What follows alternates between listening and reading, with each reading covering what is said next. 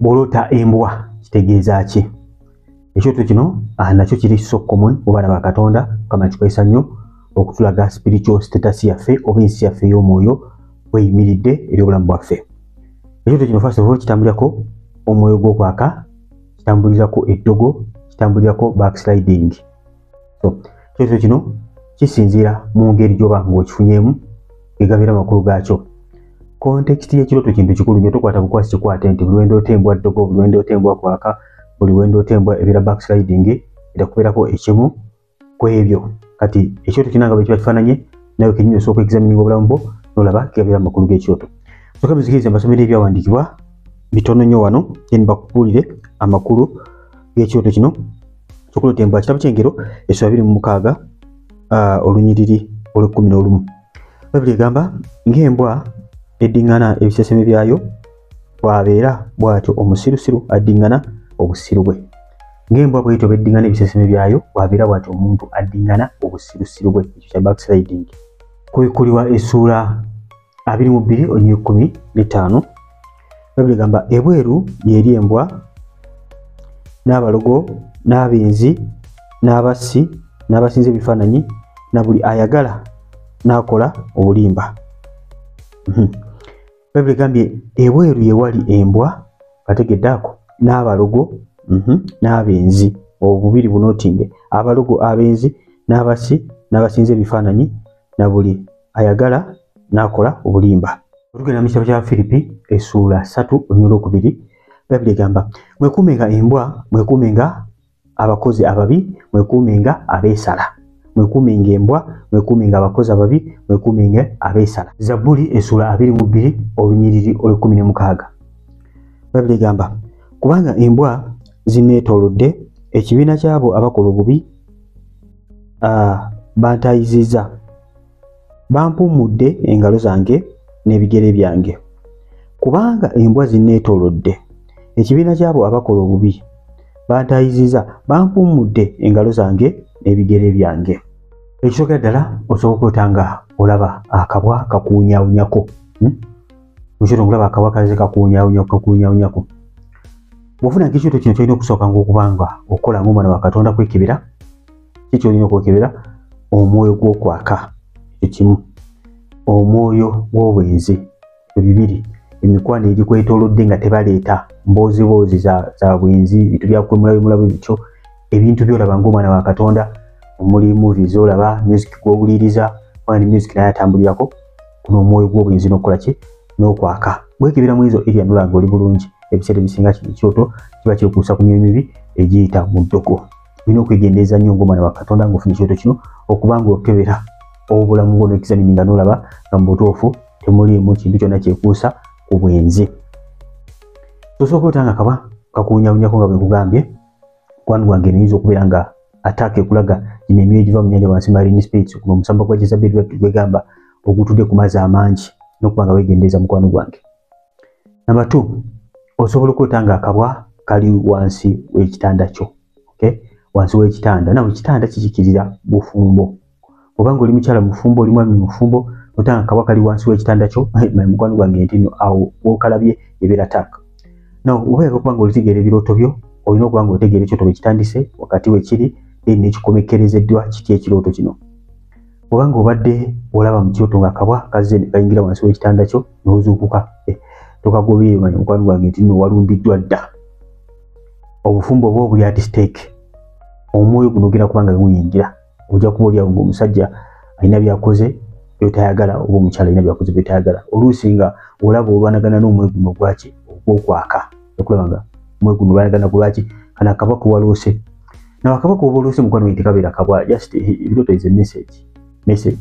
Oba olina kutegeera butegeezi kyekakola kikategeeza. Just guli gubeera mwoyo nga gumanifestinze mu kabwa osobola okuba ng'otegeera bulungi nnyo. So tulina okuba ng'okola kuba ng'osaba, osazeemu emyoyo gya divorce, osazeemu egirumbye mukwano gwange amakaago. Oba ng'oli single n'ota akabwa kali wansi w'ekitanda, manya mukwano gwe guno omwoyo gw'akwaka gugenda okuba ng'okulumba. Tulina okuba ng'okola ng'omwana wa Katonda okusobola ng'oexamininga obulamu bwo n'olaba nga mukwano gwange tolina buno mwoyo gwakwaka na buntuntu bw'olaba nga bukuleetera okuba ng'oliactinga mu nsi y'omwoyo ekibeera ekibi eby'omutima gwo. Yesu atugamba nti bw'otunuulira omukyala n'omulowoozaako mu ngeri ey'akawula ng'omaze okukola ki ng'omaze okumwendako tewali ayagala kukola bwenzi bwonna maaso ga Katonda. So obeera singa n'olota akabwa wansi w'ekitanda kyo manya mukwano gwange ate akayiino n'osooka otanga akabwa kalumya ebintu byo olina okubeera very careful. Nagambye kyoto kino nti akabwa kye kalumbye yebeera kyekibeera ekintu ekyatakingiddwa kako ekyokulabira. Osooka otanga akabwa kalumya ensawo yo nga kagitutte ensawo eba ekikira byanfuna byo kati bulota akabwa kalumya ensawo yo oluusi mmese ekintu kyonna ekyatakinga ensawo yo mala kirumbye finance zo direct. Togenda okuddamu okuba nga olaba gy'emirimu gyokuba nga gikola kigikubwa ekyo tewali akyagala si bwe kiri. Olina okuba nga okola kuba nga olwana olutalo luno bagambye olina okusooka n'oexamininga obulamu bwo. Okay, sometimes okubeera eddogo okuba kana akabwa katambulirako nnyo eddogo kubeera nti kwabye mbasomedde katambulirako nnyo eddogo akabwa kano. So olina okuba nga mukwano gwange okakuba osooka otanga akabwa kakulumye omukono. Okay, gambye kyekalumye yebeera taaka okabeera kalumbye okabwa kakulumye omukono era mukwano gwange gibeera mirimu gya mikono gyo egibeera gikoze ki girumbiddwa. Osooka newekebera nga mukwano tolimu wamanga gye njogeddeko n'olwana olutalo osobola bibeera ddogo.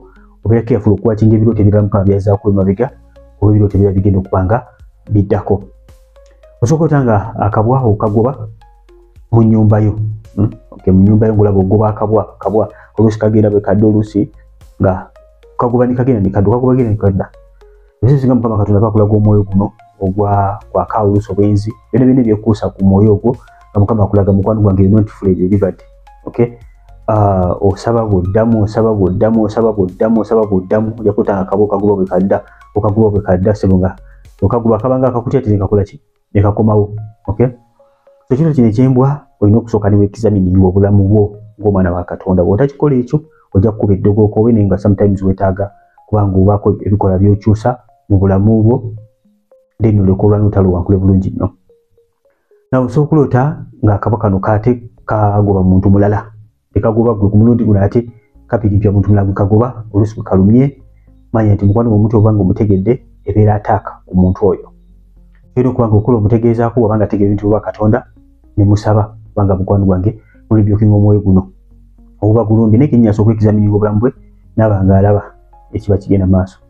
Abisaziza okubeera nga pasita wo osasa obeera omuweereza yenna kyolina okuba nga okola kubanga omuteeka maaso ga Katonda gwe kennyini mukama gwalaze obe nga olibyokinga omwoyo guno.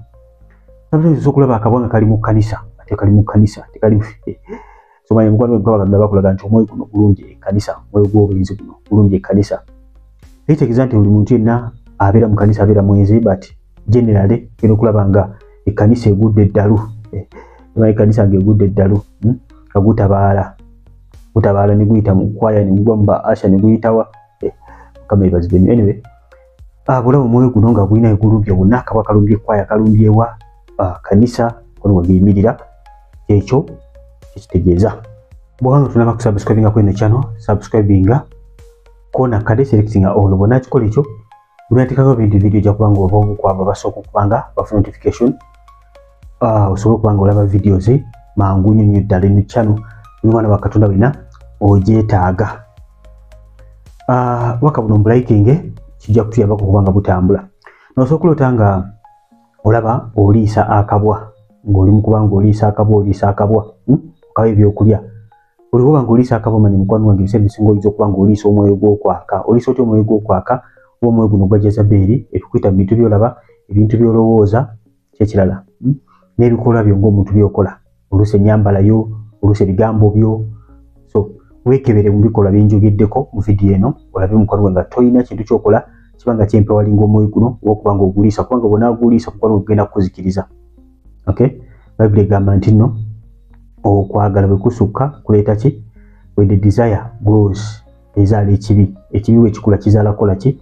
Kizaala kufa. Kati bw'onaaliisa omuzimu guno ogenda kukulya akabwa k'oliisa kagenda kuba nga kakulya mukwano gwange. Tewali akyagala ekyo. Now osooka otanga olaba akabwa kabulookinze ekkubo lyo badde otambula nsanga embwa nga zibulookinze ekkubo lyo nga tosobola kuba nga oyitawo okubeera mwoyo gwa hindrance. Naye buli lwota ekintu kyonna ekirimu embwa sooka nga weekebere mukwano gwange areas enjogeddeko kubanga tolina kyolaba ebiseera ebisinga hindrance eziba eva ku ki? Eva ku ddoko. Hindering spirit buba bukubi road blockers zonna n'ozijjawo noyitawo ng'omwana wa Katonda. Nosooka otanga olaba embwa zeegatta zeegatta. Okay, ekyo mukwano we kiba kiragira ddala mukwano we nti omubi akulumbye. Sisi kujava mu kyoto kino oluusi ng'olina n'okwaka. Can you imagine? Lwaki kubanga guli omwoyo gwa Jezebeli okumusambwa gukulumbye. Soko tanga wigatira mu kirooto oba ngula abantu abigatta n'okira ku macanga ate naawe oyaka. Weebuuza ati kati kino kivuddewa.